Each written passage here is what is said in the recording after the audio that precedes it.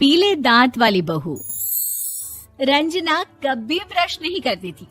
उसे कितनी बार उसके माँ बाप ने डांटा, लेकिन उसका कोई असर उस पर होता ही नहीं था, जिस कारण से उसके दांत पीले पीले हो जाते हैं। शादी के बाद।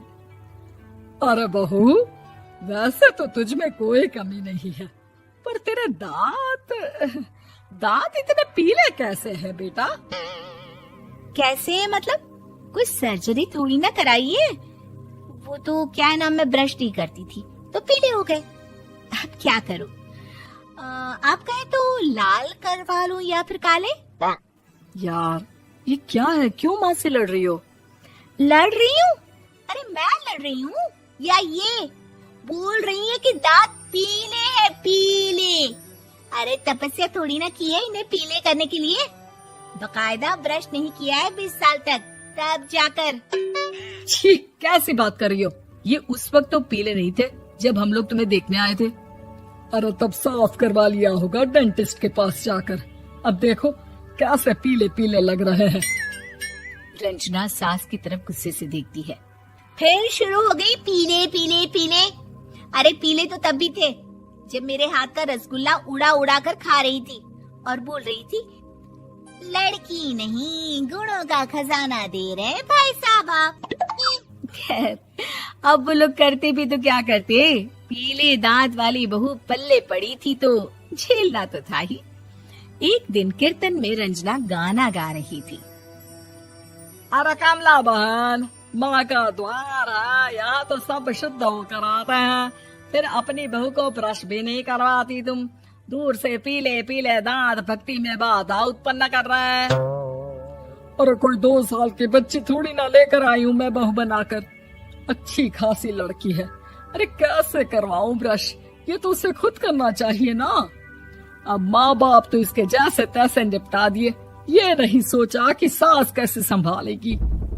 सास बहू को लेकर घर आ जाती है, लेकिन सोच लेती है कि अब इसे लेकर कहीं नहीं जाएगी। अगले रोज बहू कहती है, अरे क्या हो गया, मंदिर नहीं जाना क्या? कीर्तन का वक्त हो रहा है। मेरी मधुर वाणी से कान्हा जी जागते हैं और सोते हैं।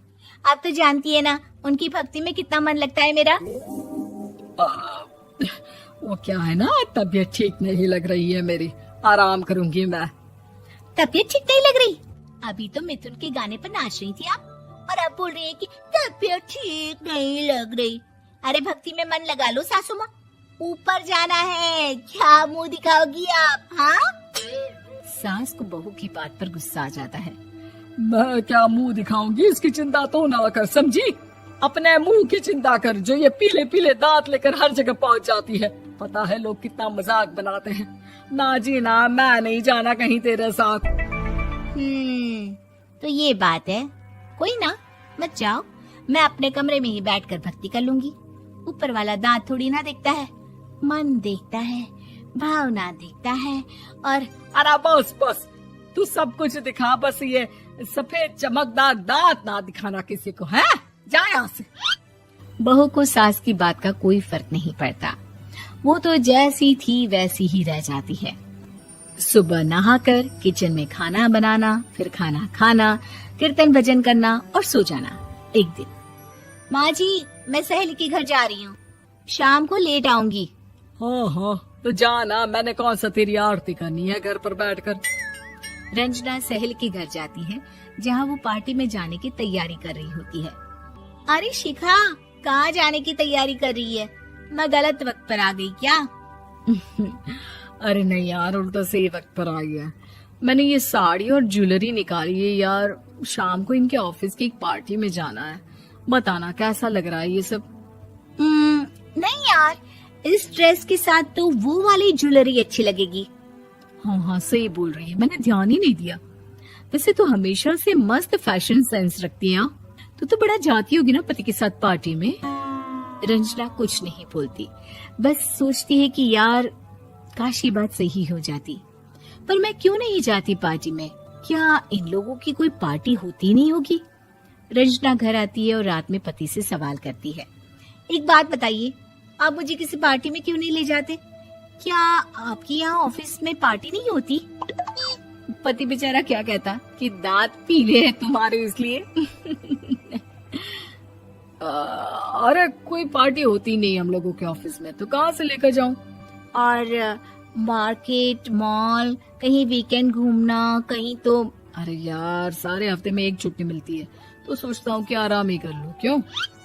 रंजना मन मार के रह जाती है। पहले कभी सास के साथ मंदिर जाया करती थी, लेकिन वो भी सास ने ले जाना बंद कर दिया। घर बैठी बैठी रंजना बोर हो जाती है। तभी उसे आइडिया आता है और वो मायके जाने का सोचती है। सासू माँ, 2 दिनों के लिए मम्मी के घर जा रही हूँ।